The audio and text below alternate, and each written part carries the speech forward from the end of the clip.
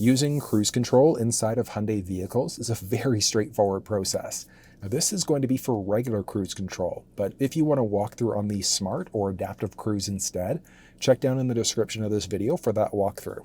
One thing I will point out though is that if you've got the smart cruise control, you don't have the regular cruise control either. So it's going to be either smart cruise or regular cruise control, not both.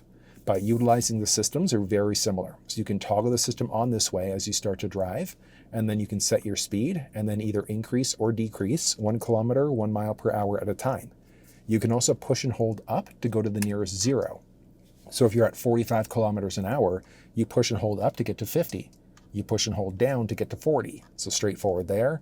You could pause your speed. You can hit the brake to pause your speed and then hit the button there in order to resume. So it's very straightforward. So let me show you how this works in person. Now, this is the N version of the Elantra, and it's also the manual transmission. So the cluster screen, the way that you see it there, is going to be different just depending on which version of the vehicle that you're in. But if you want to walk through on the steering wheel buttons, the cluster, or the infotainment system, you'll find those down in the description. There we go. All right, so cruise control's on, and I've got it set right now at 38.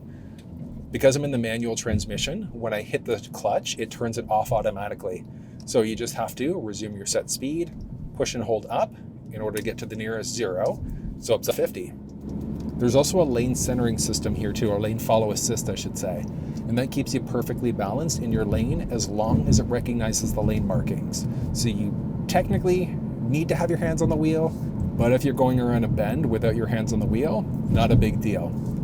You can push there in order to temporarily pause, push there to resume. You can hit the brake to pause, or hit there again in order to resume your set speed.